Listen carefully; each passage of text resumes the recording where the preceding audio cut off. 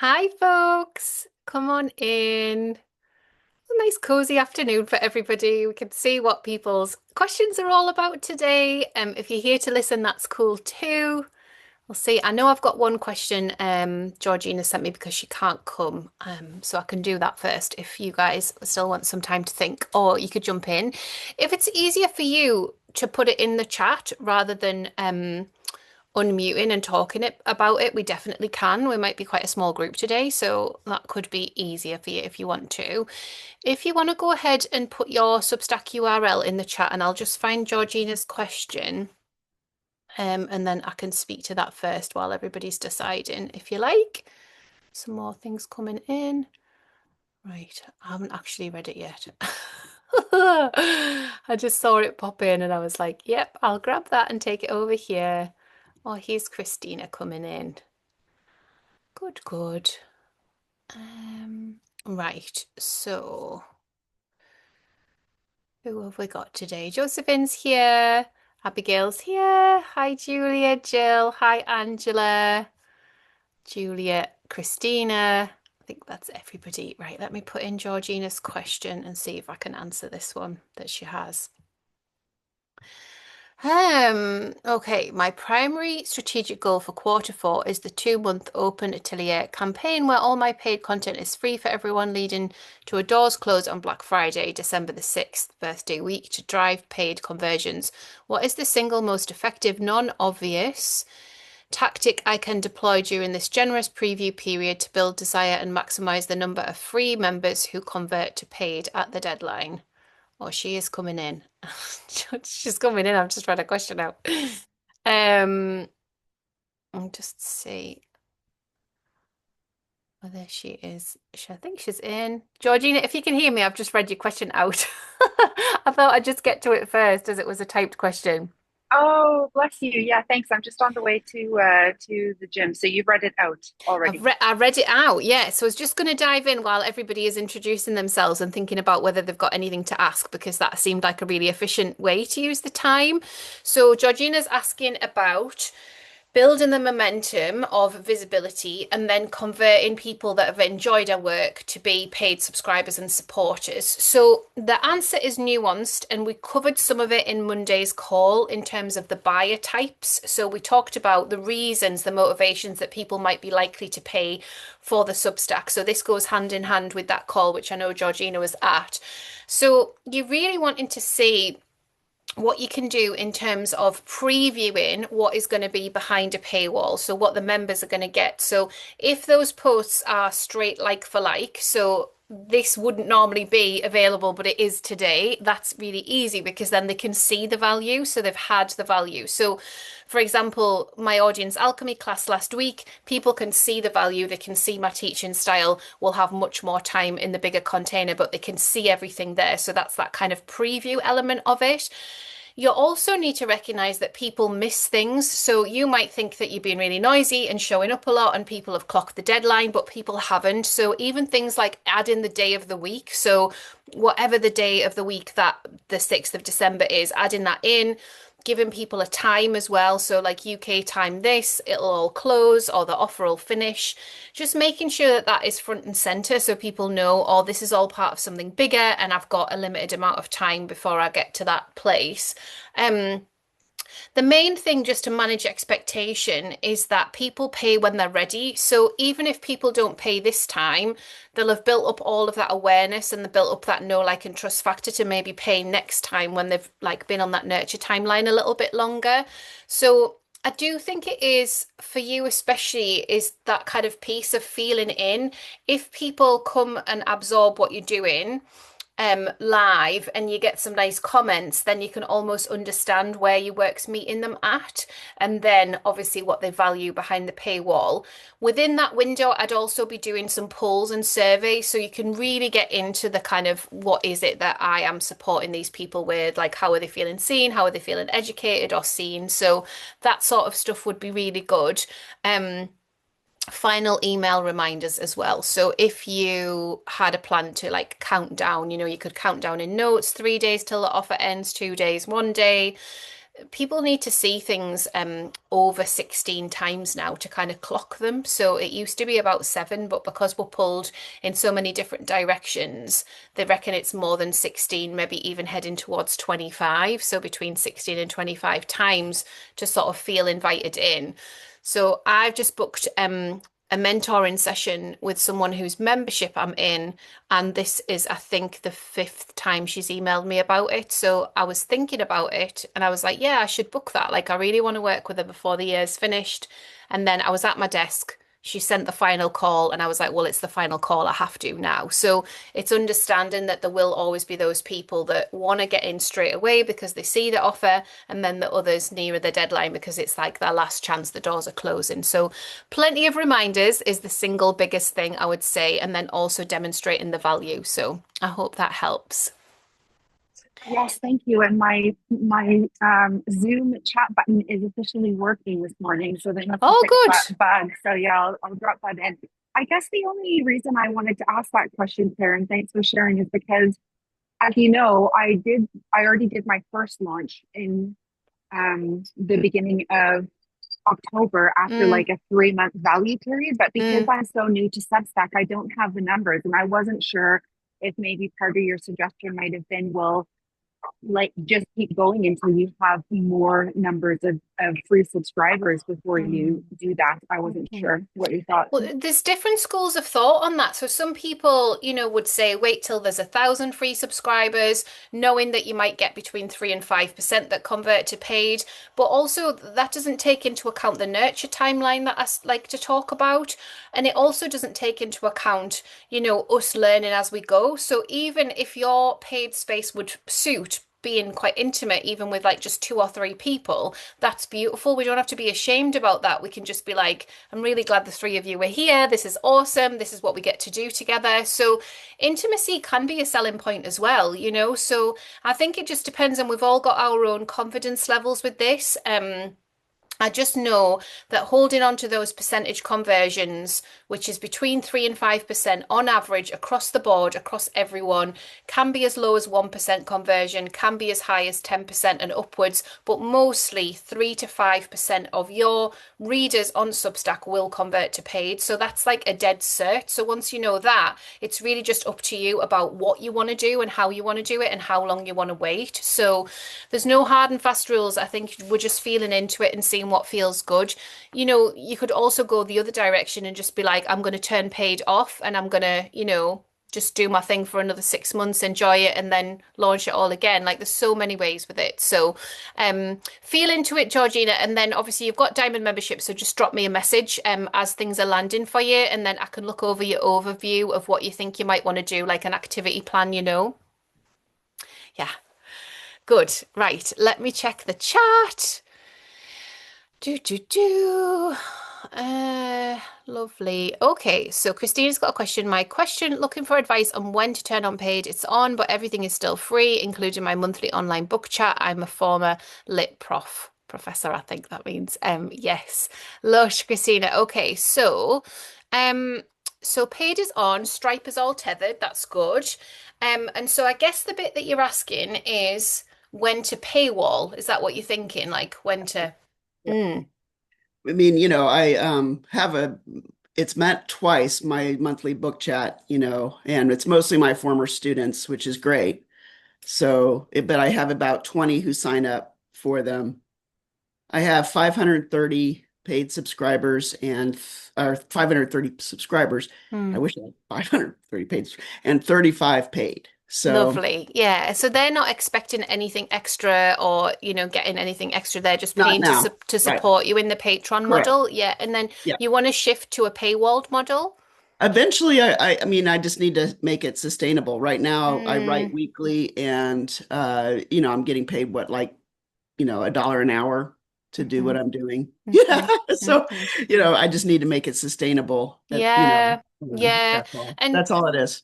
And so the being paid piece is really interesting because that's great that you've got those people supporting you and paying you, and that's that Patreon model. But because of the buyer behaviors, when you have more value or more of a gate up against the archive, then it's probably more likely to push people in. In terms of building and growing your free list, is that all going quite well? Do you feel that's all sort of working the Yeah, way you want to? Yeah. it is, but it isn't because when I started, all I did was email my contacts. I mean, I was 25 years teaching, right?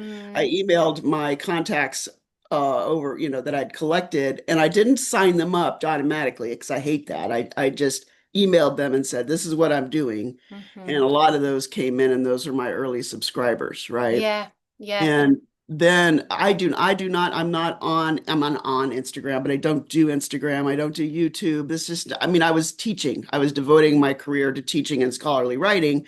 And now hmm I'm trying to do that scholarly writing for a larger audience is really what I'm trying to do. And That's my mission, build up being paid for it as well. Yes, So yeah. So if that you're I can not, do it. That's mm, really all. I'm not like in it to like make a big buck. I'm just trying to mm, continue to do what I feel like I'm called to do. Beautiful. Yeah. And so Yeah. I feel like, and I mentioned this earlier, that bit of getting to know the people that did decide to pay can be a really helpful piece to unlock what the offer is going forward because they've wanted to pay for a reason. They value it for a Mhm. reason. They want to hand over money for a reason. So getting to know them either by jumping on a Zoom and all just having like a lovely cup of tea and a chat and talk about the topics that you're passionate about and seeing where it's meeting them at.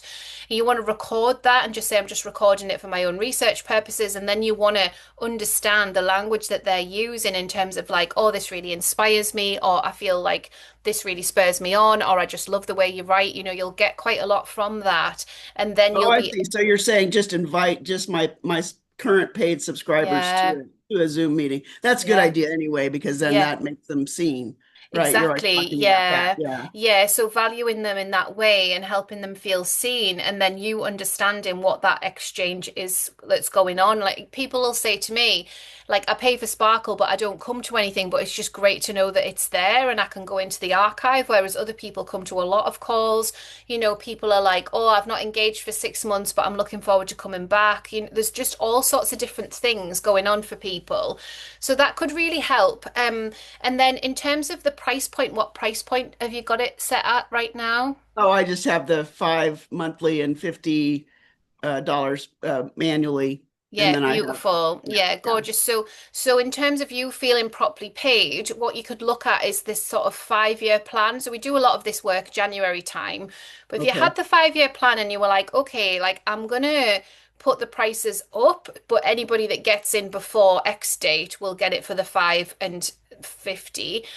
You put it up by $1, so incrementally by the time you've been doing it for 5 years and hopefully more people are coming for free, more people are paying, then you will be able to nudge up that the money that they're parting with. But also if you have any other offers that you want to offer them, like if they want to work one-to-one with you or any of that, then it can be nice because they've got to know you via Substack. They work with you one-to-one and they stay as a paid subscriber as well. Yeah. I mean, Um, I working with me, it's different. I mean, you provide a service, right? Mine is like it's for people who are wanting to learn and grow spiritually through reading mhm, fiction, mhm, so it's different, right? It's mhm. it's it's part I love the thing you did with the different reasons why people come to, your Substack was that the audience alchemy thing. I was just Yeah. listening to the replay because it was on at 3:30 in my time, but I listened to the replay. Mm, I really liked that a lot. mm, Um, because it's like I have a mixture of people who read because they just want to be inspired to read fiction, mm, right? mm. And then who come to the group to talk about the fiction that they're reading with me, because I have experience and a Yeah. PhD and, stuff like that, that Yeah. actually is value added. But nobody's going to be working with me one on one for that. Do you see what Mm-hmm. I'm saying? Yeah. So, Yeah. Let me just pull up your Substack and I'm going to have a little look. Um,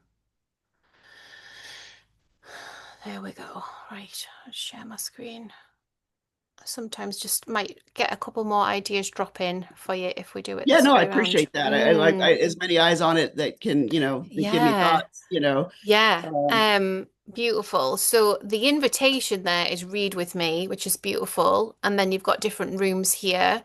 mhm. Gorgeous. Obviously, there's a curiosity there. Um, Beautiful. And so people are connecting in. reading in their own time and then coming here to sort of connect in and talk about it based on your interpretations of things. Is that right? That's right. I mean, that's right. I mean, I write weekly based about whatever I feel like I want to write about. And Mm, then once a month, I have this book group and hmm I'll announce it. See, I've announced it that we're reading Ishiguro in hmm October, right? So, uh, and that's the way that I've done it. But then, like every week, I'll write about some just whatever I feel like writing about related to art and soul, related to how the arts can transform you spiritually. Yeah, So nice. that's what I, so I just wrote on, um, the whole idea of resonance. When people say resonant transformation, that's about how you read to be changed, to see the world differently. We Oh, normally just see the nice. world like this, but hmm what does it take to see it like that? Um, So yeah. your people might say to you, "Do you know what? Like, I'd love some reading targets, or I'd love for us to Uh-huh. get together 4 times a year and just like speak in real time on Zoom, you know?" So I think the Zoom meet would be a really good next step for you, just to sort of see what it is that they Oh yeah. are Well, feeling into. I do that on Zoom. Oh, The great. the October thing where it's, like if it says read with Mm, me, our October book is there's a date set in for October 27th, and that's hmm online. Oh, great. So Okay, so yeah, they'll come to that. Yeah. yeah. And Well, like I said, I've had anybody can come at the minute, can't they? Anybody can just decide to come to anybody that. they have to be a subscriber, and then but anybody can register them, right? Mm-hmm, So mm-hmm. uh register for it. And I've had, 20 people register and 10 or 12 show up the last two times I've done. I've only done it twice before, right? I just started at the end Mm-hmm. of May. So Beautiful. yeah, and it's been really great because it's like I said, it's all my best students from 25 years of teaching all in one place. So it's Oh, been so nice. an awesome Yeah, it experience. sounds So like you're really enjoying it as well. So oh, I do. Yeah. we just need to make sure that it's really clear. Um, mhm. Nice. Yeah, this is breaking it all down. This is cool. Okay. Yeah.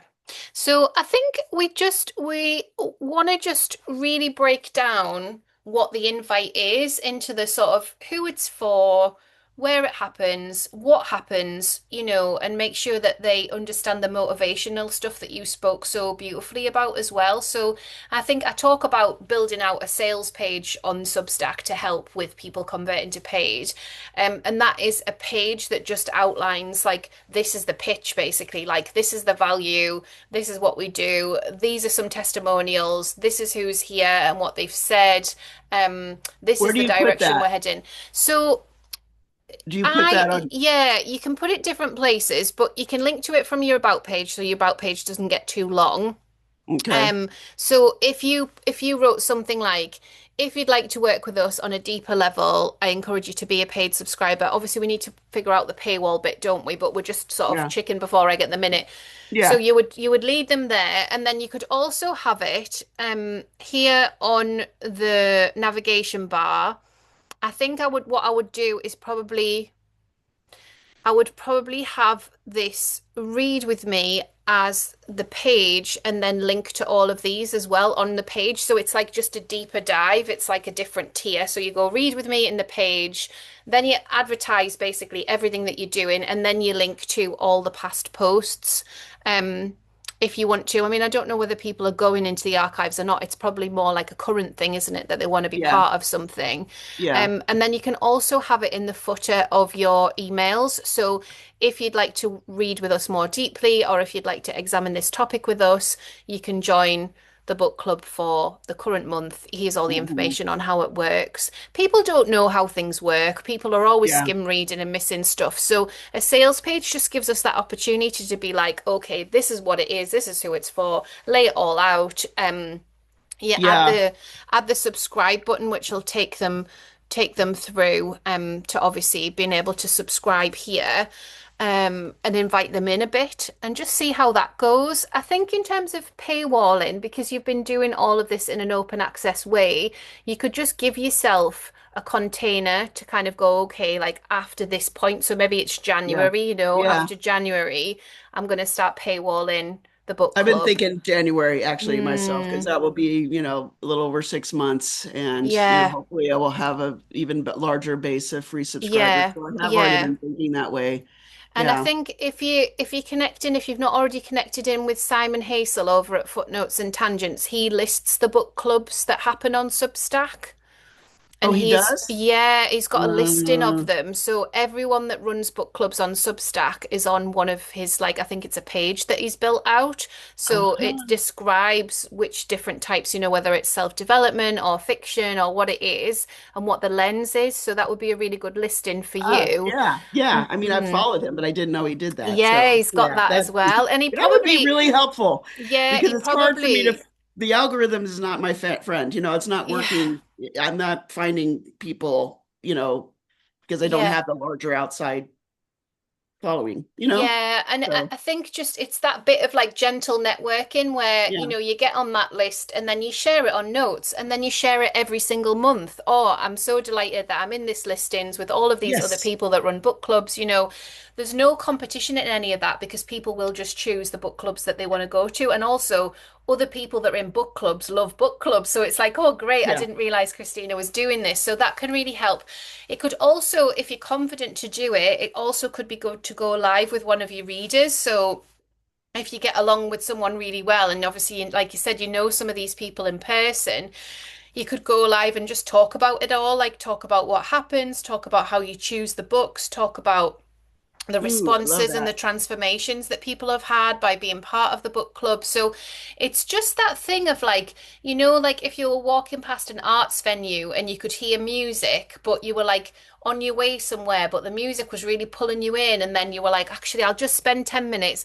And then you sit for 10 minutes and listen to the music, and you'll also find out there's a free show going on, and wait, like there's some kids' performance over here, and there's a cafe, and you're like, forget that other thing I was doing. So it's just that grabbing of attention and bringing them into your world, making your world really clear, doing that bit of networking and all of that gorgeous stuff. That's excellent advice. That's really, Yeah, because I am trying to invite people in, not to pay me. I mean, I just want to be able to do it. That's all. But I want yeah, to invite people into the experience that I really yeah. believe is truly transformative. So if I Hmm. can, I love that idea of this sort of like, here, let's see what's going on. Come on in. It's Yeah, and it fun. just builds over time. Like the more testimonials you get, the more clarity you get from understanding where your audience meets you. Like all of that alchemizes, which is why I'm so passionate about audience development, because our Yeah. current audiences have got so much to teach us about our future audiences. So it's kind of holding all of that and then making sure that on Substack it's really clear.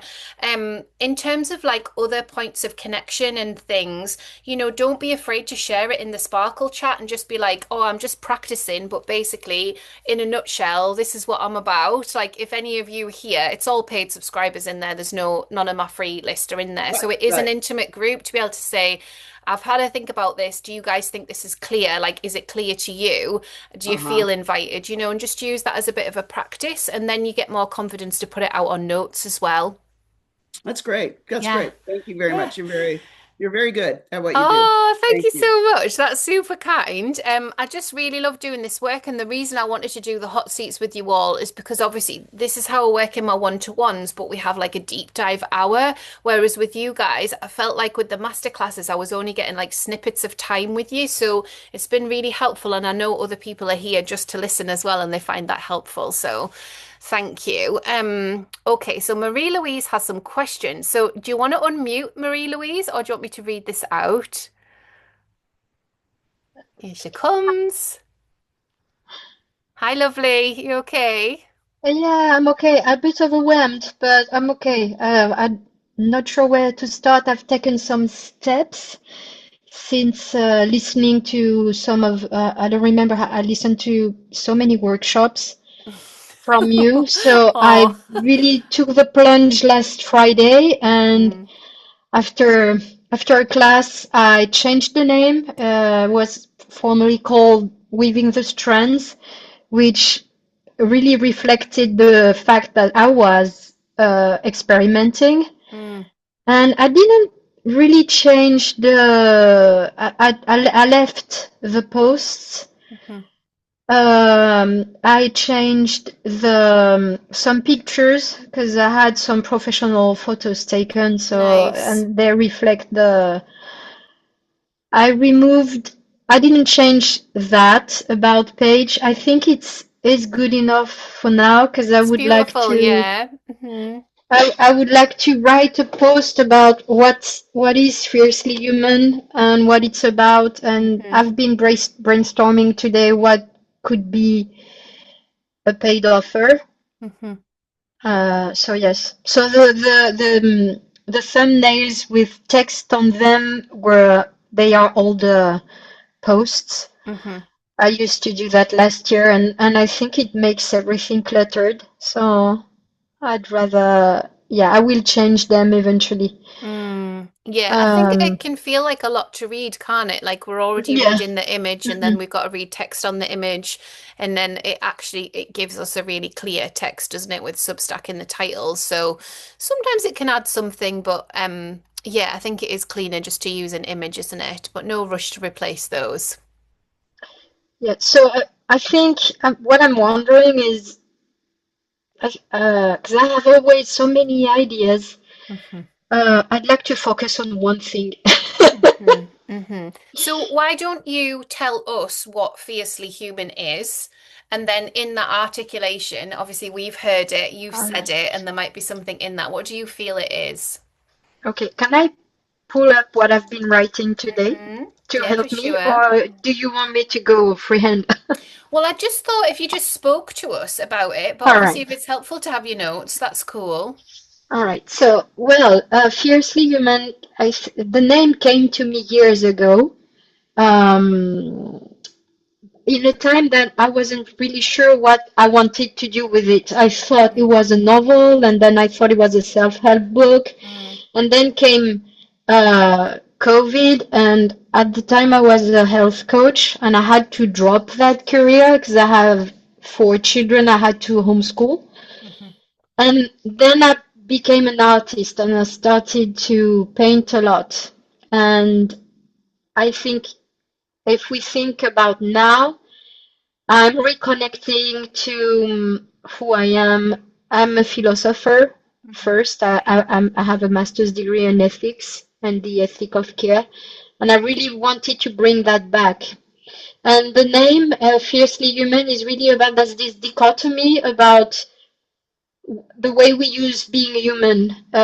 We sometimes we say, "Oh, I'm only human," meaning I mm, have flaws, and mm, sometimes we have this idealized notion of what it is to be human. It's being highly compassionate, or all the grandeur of being a human being. And what I'm aiming at is exploring the spectrum between these two extremes and all the facets of being human. beautiful. Yeah. Yeah, yeah, yeah. And I was just thinking of a Glennon Doyle quote as you were speaking because she famously said, we're not, as humans, we're not supposed to feel happy, we're supposed to feel everything. So that was what came to me when we were speaking. We're really speaking about fiercely embodying all of the humanness that is, so all of the different emotions and twists and turns and stuff like that. Beautiful. Okay, that makes a lot of sense. And then what do you want people to feel, when they connect to this? What are they feeling? What do they feel like seeing? Do they feel connected? Do they feel part of something? What's going on with that element of it?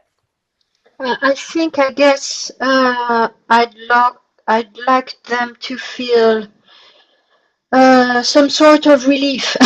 Relief, yeah. Mm-hmm. Yes, Mm-hmm. and I really love the word solace. I'm Solace, using yeah. it, yeah, Mm-hmm. solace quite a Mm-hmm. lot.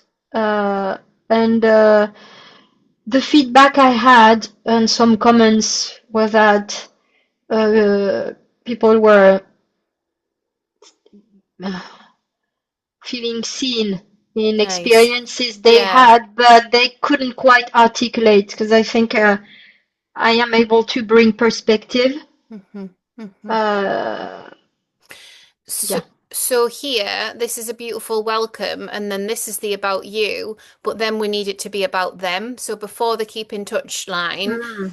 I want you to feel a sense of relief. I want you to feel solace. I want you to feel seen. These words will hold you through all of the trials and tribulations that life has to offer. And I feel with my mindful approach and the way that I've navigated some difficult things in life, or however you want to say it. So it's that invitation, it's that human to human invitation that you need to put in here before let's keep in touch.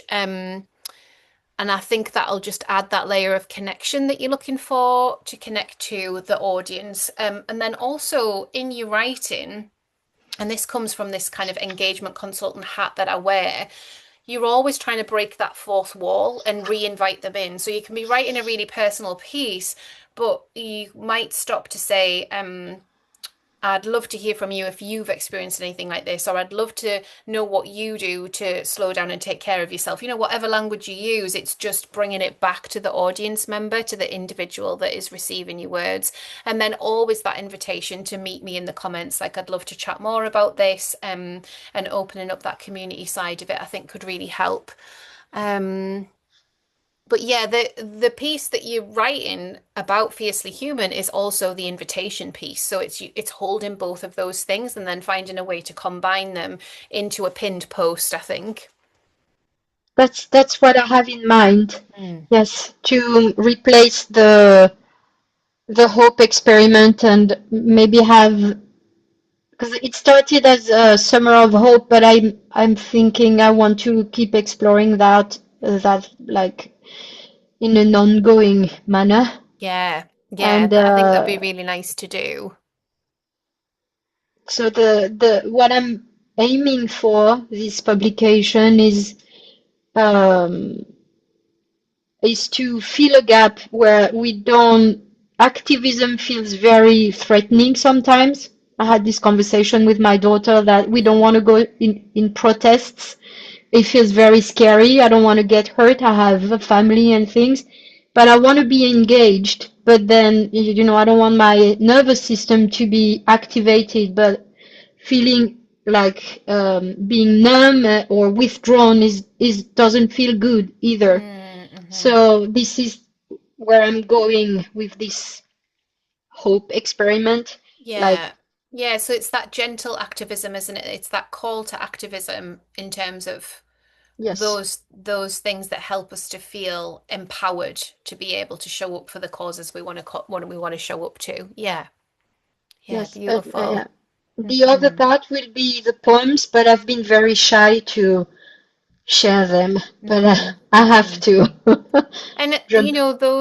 those can come, so allow yourself the kind of decorating of the home, if you like, first. Allow yourself to, you've just been through this beautiful evolution really recently. So the poems are coming, so you don't need to put any pressure on yourself, like, oh, Okay. it's been another week and I've not put a poem out there. You will do that. That is coming. But sometimes it's just about creating this energetic home and making sure that everything feels the way that you want it to feel. And then the home is ready to receive a cushion on the sofa or whatever, and the cushion is the poem. So you can also say that. You can say, I really want to share my poetry and I'm building up to that. Like, I'd love to know who are your favorite poets, and have a conversation about poetry rather than feel like you've got to be massively overexposed in sharing your poems.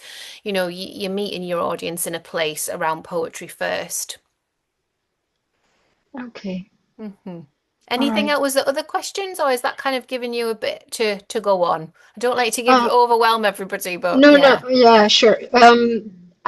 Building on we had a class where you talk, I think it's audience alchemy, you talked about talking about what we like. Hmm. And I thought I like books. Hmm. So I thought that could be, it's, I'm trying to early on separate what could be paid and what could be free.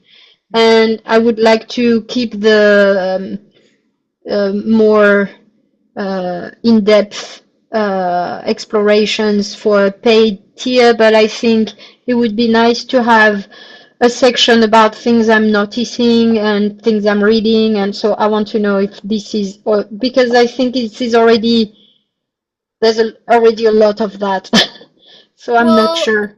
Yeah, but if you're feeling called to it, I just think like it's that age-old thing, isn't it? Of there's nothing new under the sun. So if you're feeling called to something, like the confidence that you need to instill is that you're being called to it and you'll have your unique lens. So if that feels like something that you want to put into it, and you can find a structure that it sits within, that's great. I don't think you have to worry about all the other things, you know. Okay. And the internet at large has all the things, but people build relationships with people, people build relationships with brands, and then that kind of builds trust. So as people are building that trust with you and they're feeling nurtured, talking about books could only be helpful towards that. So yeah, I would lean into that and see where it wants to take you. Okay. Well, Mhm. thank you. You're Next step, welcome. pinned post. Thank Pinned you. post, yeah, and just Yeah. edit that about page gently to make sure that you're really inviting people into the world. I think that'll really help. Um, Thank you Good. so much. Okay, so there's some lovely chats going on. So Daria has a question about an offering outside of Substack and how to promote it using Substack for sure. Have you got something in mind, Daria? Do you want to chat?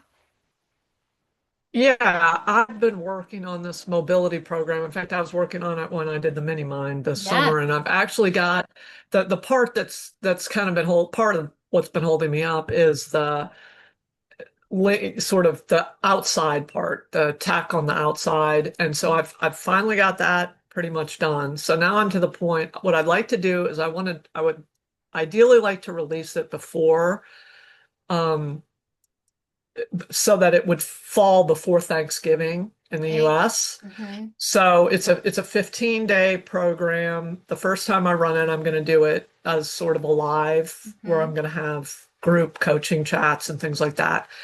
But my question is really how do I so my list is my Substack list. Mm. And so I did a page and like an email. I'm thinking I send out an email to all my subscribers. Is that how I would sort of announce it? And then maybe send a couple more through Substack and link to my page in my CRM, or how would I do that? Mm. What's the best approach? So, do you feel like your Substack readers will be interested in it? Yes, it's Mm. it's about mobility. It's Hmm. active agers, chair Yeah. mobility. I think Yeah. it's my target people for the most Hmm. part. Hmm. So, Yeah. um, So I would be like nurturing them that it's coming, you know, so even start that now. Like I'm so excited. I've got my 15-day program or challenge or whatever it's going to be called. So just be trailing that. You can have that in the footer of your emails. You can get people on a wait list if your system has that functionality.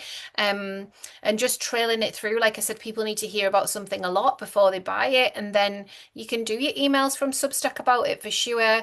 You can do them from your other email service provider if you've got one attached to the tech on that. I don't know if you which one are you using to deliver it? Do you know yet? I'm, yeah, I'm delivering. I have Shine Pages, which is Okay, and I'm loading the course in there, got you. and that's where they'll sign up. So that's where So they the can the sign up landing to page their is. yeah, yeah. Yeah. So I So I really would want to kind of link it. And I have been putting it in my posts for a while now.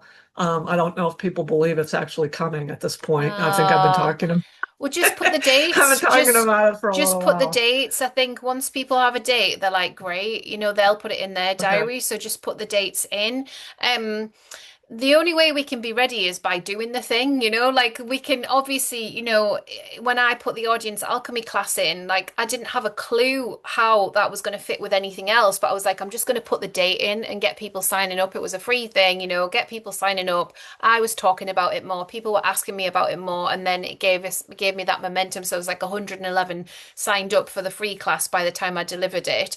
So the momentum builds, and then obviously once it's in delivery, you can come back to Substack and be like, you're not too late, we're about to start, or we just did day one, you know, and make sure that you're reminding them like the times now. So I think it's just about, yeah, just reminding them of the dates, reminding them of the times, telling them what the content is, telling them that they're going to be super welcome. So you'll see me say things like cameras on or off, you can come in your PJs, if your baby's in the background, it's fine, if your dog wants to join the Zoom, you know, so people know like it's super chill.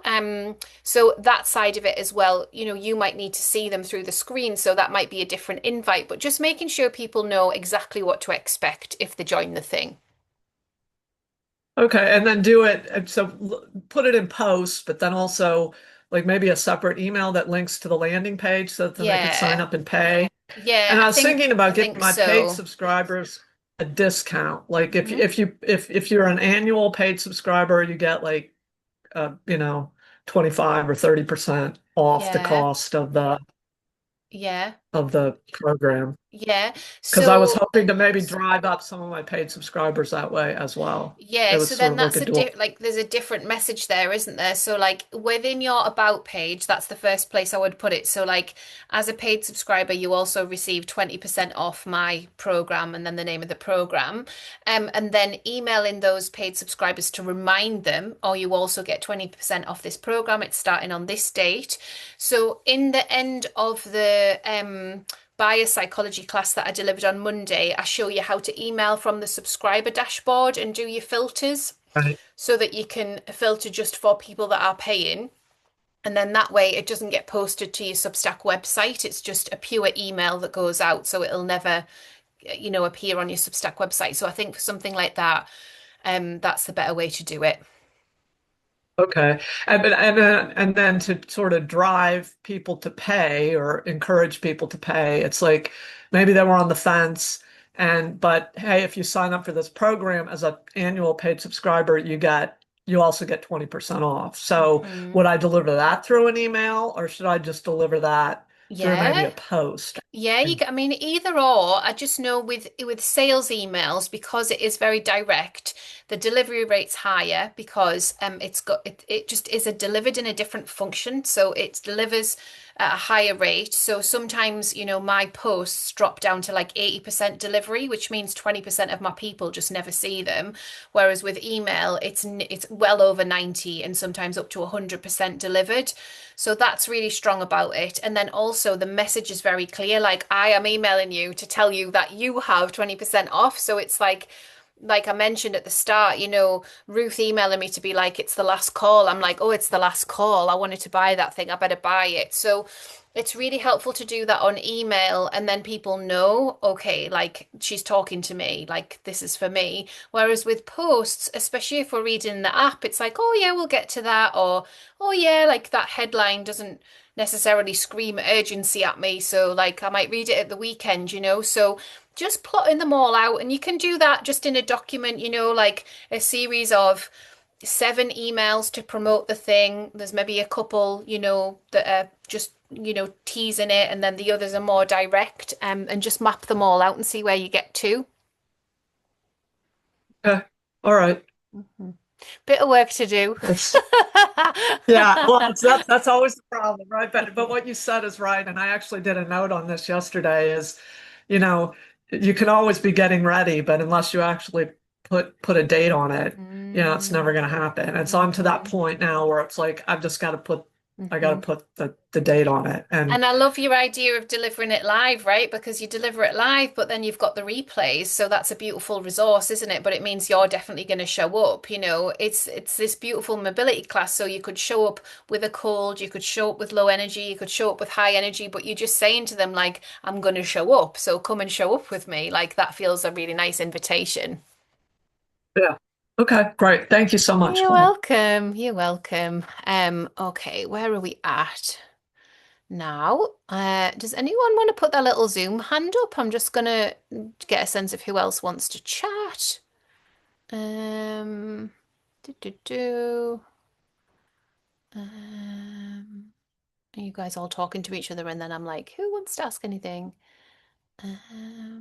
Oh, Julia does. Okay, Julia, yeah, go ahead. Well, really, I was going to be quiet this time, Oh, but as there are as I there think are it helps everyone else because everybody sort of like starts thinking and we're like, oh yeah, actually, I did want to ask about that. So it's all good. yeah, I think I needed as a head teacher, I need to slap your legs because you've taken up so much of my time. Substack was going to be an addition. It's Mm, become everything at the moment, mhm, and so I'm once what I used to do is I always used to post daily on Facebook and on Blue Sky. I do something called Three Good Things with a photo. I still do that, but I also used to do, when we went on our little adventures, I would post on both of those and Instagram about the day. Okay. This time we went out on Sunday, and this time I've written a Substack post and spent a lot of time on the photos and all that sort of thing. So I haven't actually done as much on Facebook and Blue Sky and Instagram as I might have done. So Mm, I'm almost, I'm getting myself in the space of, do I need to do all of that? Um, and which one do I drop if I'm going to drop one? I haven't got a lot of anything on any of them. I used to have, 20,000 on Twitter, but I don't do Twitter anymore. mm, Um, so I'm not really sure what to do and whether or not to swamp the internet with me. I don't know, do Facebook, do Instagram, do Blue Sky, or whether to actually make the decision, right, I'm going to do Substack and one other, mhm, or, I'm not really sure. mhm. I'm trying to do it all. Yeah, and so is the reason that you fell out of posting on those platforms because this has taken up more of your capacity and you don't feel you've had capacity to go ahead and post on those platforms? Is that what am I hearing you Well, right? I suppose, Substack is still very new to me, but if I give you Mm, an instant, when we went out on Sunday, I was constantly thinking about the photos for the post I was going to write. yeah, Um, and coming home in the car, when I would normally do my little Facebook things, yeah, I didn't, because I was still thinking about the post and what I was going to do. In yeah. a way, that's not a problem. I can probably Mm, find the capacity, but it is, um, am I trying to do too much? Should I just choose, right, I'm going to be, quality Substack and quality something else? mm, Um, I didn't want people to get bored mhm, because mhm. they see me everywhere, and most of the time it's the same sort of thing. But yeah, yeah, and there's loads of different ways with this. I think sometimes we can go with our own seasonal ebb and flow on things. So I definitely just deleted Instagram for a good few months when Substack was like my home and I wanted to really master the platform, do my writing, set everything up the way that I wanted to set it up. I also didn't need to do Instagram because Instagram was bringing me very little in terms of return. There might be the odd handful of followers, but Substack was bringing me email subscribers, and everybody on Instagram was saying, make sure you get your followers to subscribe to your emails. And I was like, well, I don't, it was like I didn't Right. need to do that. So now on Instagram, I share because I like to share behind the scenes. I like to connect with Yeah. people. Somebody dropped in today that wanted to book a one-to-one, so there's like things like that that go on by just having that public presence on some of Yeah. these social platforms. Um, so it depends on the season that you're in. Obviously, it's a steep learning curve to learn any new platform, which you've been on with Substack and you're doing admirably. It looks great. So it might be that you just want to do something light a touch. So it might be twice a week or even once a week, and just keep yourself visible there. It might be that you want to join in a different way. So once you close down the noise of having to post on those platforms and take everything back here, you might post something on Notes and that might inspire something to then post over on Blue Sky or Instagram. So I think we just need to be in flow with how we feel, Julia. I don't think there's a right and wrong way with these Right. things. Social media likes you to post consistently, but Mhm. consistently could mean every day or it could be 3 times a week. So you can Mhm. drop whatever stick it is that you like, it's got to be this. Yeah. And you can decide because social media just likes consistency. Um, I think with Substack stuff, we do get the social previews to share, so we can use those to entice people over. I've chatted about that a few times before. But if you're taking photos anyway, you could use one of the photos and then just take a little bit from your piece and say, read the whole piece over on my Substack publication or over on Julia and Nick's Little Adventures Yeah. publication, so people know this is just a teaser. So you could do it that way, where it's like teasing to come into the bigger container. Okay, okay. And can I just ask about Instagram? How do Mm, you post Substack on Instagram? I know mm, it gives you the choice. I've tried a couple of times, and in the end, I mm. just copied the link and then just added one of my photos. I've done it exactly the same as I always do. Yeah. I got completely confused. Okay. I'm just having, have you got it linked here? Oh no, you haven't. No, no, I haven't linked Um, any social media at all. let me just go on my.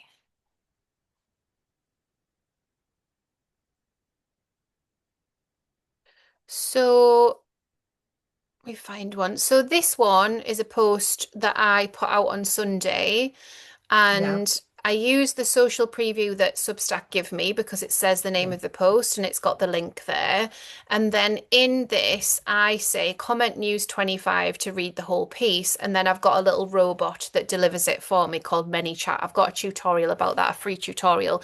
So that's how I do it. But it's very light touch because I do what I just explained yeah. in that I put that on and I copy like a preview of the piece and then I'm like comment here Yeah. and you'll get the full piece. So some people have Excellent. done So I that. don't need to put another link as I would normally Not in if you use these Instagram. because it's got the link on the No, bottom there. excellent, So I think fantastic. that is better.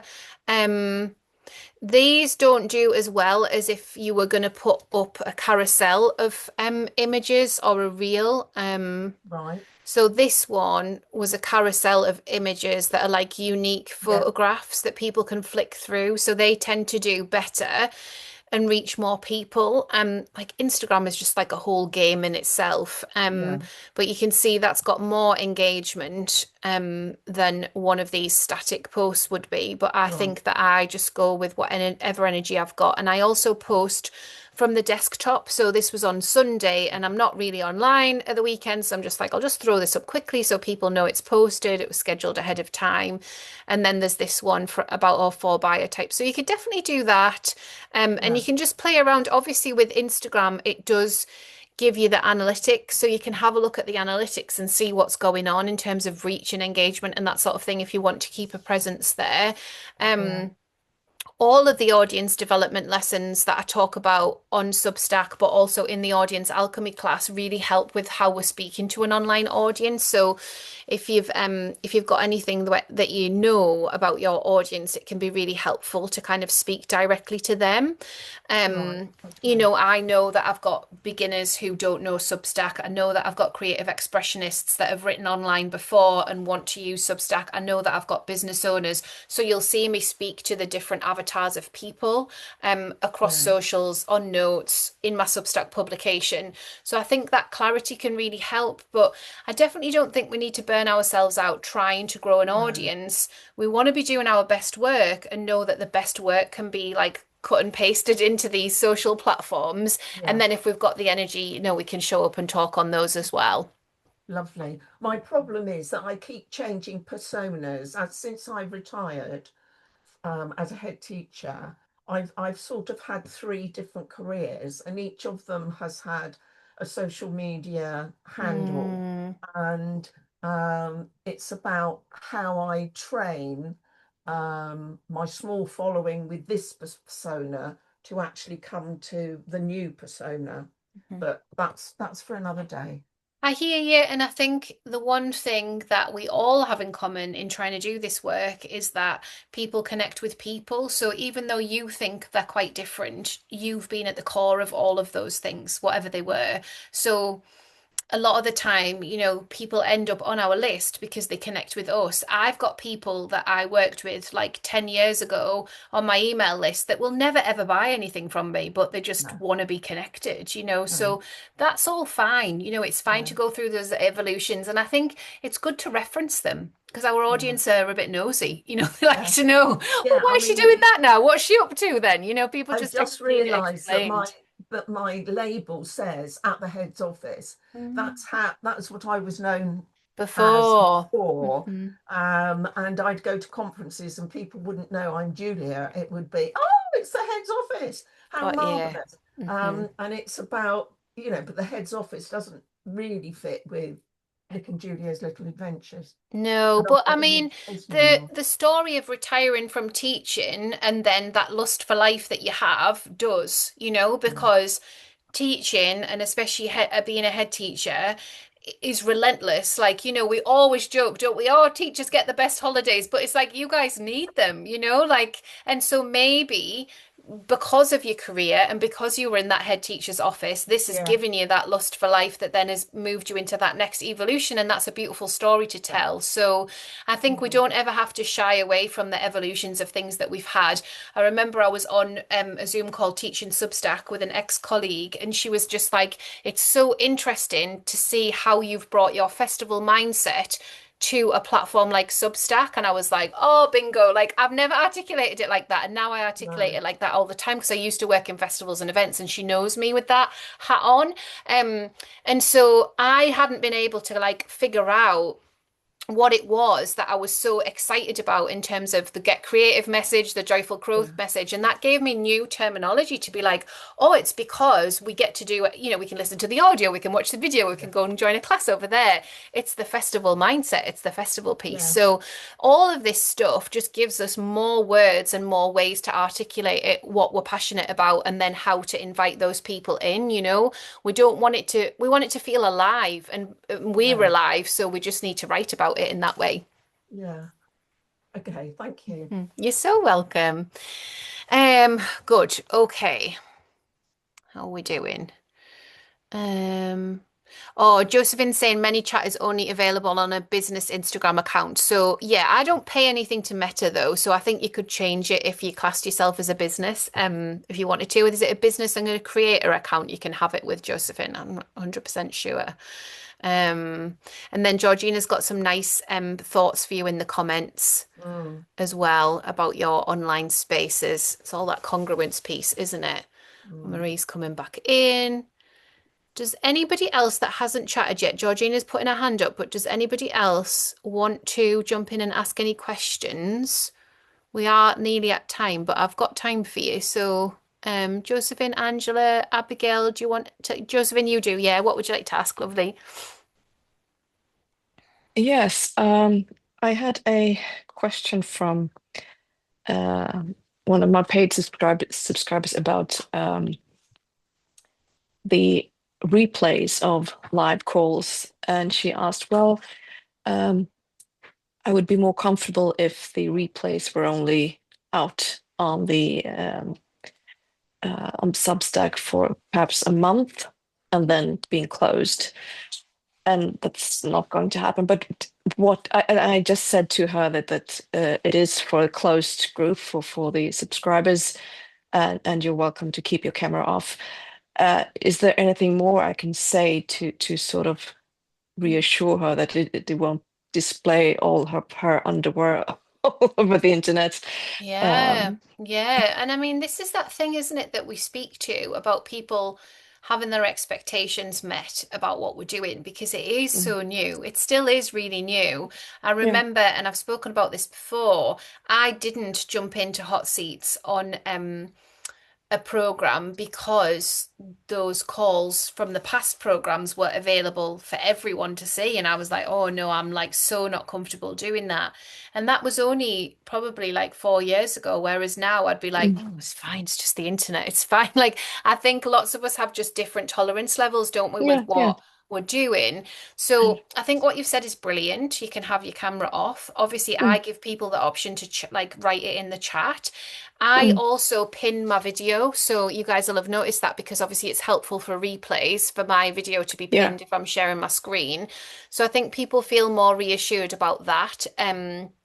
I think that you could definitely delve deeper and ask some questions. And don't be fearful of losing her as a paid subscriber because it just helps you to be more welcoming. It might be that it's going to take her another year or two to feel mm, comfortable with being online in that sort of way. Like people mm, just have different tolerances, don't they, when it comes to online yeah. stuff. Mm. But it I mean, sounds really beautiful what you've offered. yeah, that they, I mean, my core followers come from way back, and Mm, they are really speaking about your beautiful video the other day, the other day of audience types. bio Mhm. types. I really loved it. Most of mine are supporters, and she is definitely, and so I have a very strong support in those people Mm, who I transferred from my email list into Substack. yeah, Uh, yeah. I don't think that will make people leave. That they're not uncomfortable with me, Mm, but some people obviously are concerned about being somewhere online mm. in a video. What I did at the beginning of Sparkle, and I don't do it anymore, but I did it for a good year, was we would do the calls and then I would say, okay, I'm going to stop recording, and if anyone's got questions, you can ask me questions. And this was when Mm, not many people understood Substack. People were like, oh, we're here, but what are we all doing? mm, It wasn't like as known. And I think there was just like a level of intuition that really spoke to me around actually, this isn't for future people to like look at. This is just for us here and now. mm, And people did ask questions, and then I always regretted not having it recorded because it's so valuable to hear, yeah, yeah. people's questions and all the things. So that is the other thing, and you don't have to do that every time, but maybe just for this Mm, lady and for other people that might be feeling the same way. I don't know if they are, but mm, maybe they are. You could say, we'll do the first part where it's recorded so people that can't come live can catch the replay. Then I'll stop recording. We can all just chill and have a chat online, and maybe that just helps with the tolerance level and helps her to like um to turn our video on, and unmute if she yeah. wants to. Yeah. Hmm. You Yeah. could even Good do points. a few questions recorded and then say, okay, like I'll stop recording, and if anyone's got any last questions, try it that way Hmm. round. Yeah, Yeah. yeah. Yeah, but I do think it's like remembering the parts of ourselves in the past that found this completely wild, because Mm, not everyone has that same tolerance for online life. And although it feels easeful for me now, I still sometimes will have that like, oh goodness, like when you're like, oh, like I'll have like a mm, vulnerability around a yeah. post that I've scheduled, or I'll want to watch a class back and make sure that I was really clear because my brain will be telling me, oh, I don't think you were very clear there. There's all sorts goes on for us, isn't there? Mm, Because we've never lived with this in this way. This is like the yeah. last 5 years, isn't it, of us getting used to it in our nervous systems. Mm. Hmm. Yeah. Yeah, thank you. Thank You're you. so welcome. You're so welcome. I'm sure that'll help other people as well. Oh yeah, that's really good. Abigail's saying maybe also give them a little tutorial on how to change their visible name on Zoom. Yeah, so it could be more of a pen name or something like that. Yeah, I like that too. Um, good. Okie dokie. So, Georgina, did you have another question, lovely? Did you want to ask anything? Yeah, thank you so much. It was just actually a following, I think her name's Christina. I hope I said it Yeah. right. About the book thing. So, that is something that I am launching in January is a book. I wouldn't say necessarily a book club. Anyway, it's in my strategy doc. So the question is, how far back would you start to tease that out since it's only coming in January? And do you think I should extend my free period or start the book journey earlier so that people can get that in the free preview before I relaunch the paid? Any Mm. initial thoughts on that?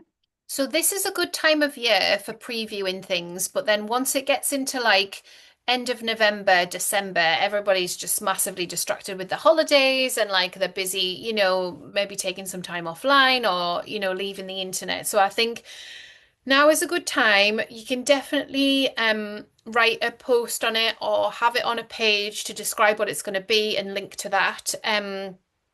Sometimes it's just building awareness of a thing. Like if it's got a brand attached to it, people see the name. I know you come up with really creative names, so that might be part of it as well. It's like I've said about audience alchemy. Like unless I've said audience alchemy 100 times, nobody's going to know what I'm on about. When I say, oh, it's my new audience development program for creatives and entrepreneurs, people are a bit clearer. So it's like those taglines, like book club could mean anything, couldn't it? So I guess just saying what it is and then unpacking this is how it's going to work if you already forecast that and you already see it. Um, And then the bit about whether it's that paywalled piece or it's open access for everyone and making that piece clear as well. Yeah. Thanks so much. You're so welcome. You're And so Christina, I'll welcome. connect with you on your book club because I'm an avid reader. Yeah, nice to meet you and see everybody. Oh, that's so nice. You see, lovely networking. I love it. Beautiful. Okay then. Does anybody else have any last bits they want to ask while we're all here together? Are you all inspired? There's a hand gone up there by Julia. Yes, Julia, what would you like to ask? I want to know what Georgina's doing. She looks like she's on the treadmill. She's at the She gym. does. Ah, she is. Talk about dedication. I don't think Georgina's missed a call, honestly. She's been like, since she joined Sparkle, she'd be like, I'm going to be there. And bearing in mind, I've put on way more calls this autumn because I felt like you all needed a bit of a boost and we needed some time together. So, absolute I was just going to dedication. say, when I read your buyer's thing and I saw this is your biggest fan, I was like, yeah, that's me. Georgina, yeah, you are actually, babe. Yeah, that is very sweet. It's very sweet recognition. She is. She's been so good because she's like really asked the questions about, is this the right thing for me? Is this the right fit? What should I do? And being very discerning about what she's building. So we've had some good chats. Gorgeous. Okay, guys. Well, if you missed the buyer types call and post, it's all there for you. We've got more hot seats next week. So as you're working through your Substacks, if anything comes up, please come, ask the questions. I usually can get round everybody. So doing this in real time is like so precious because you know that in a week's time you can turn up again and be like, hey, I did the thing.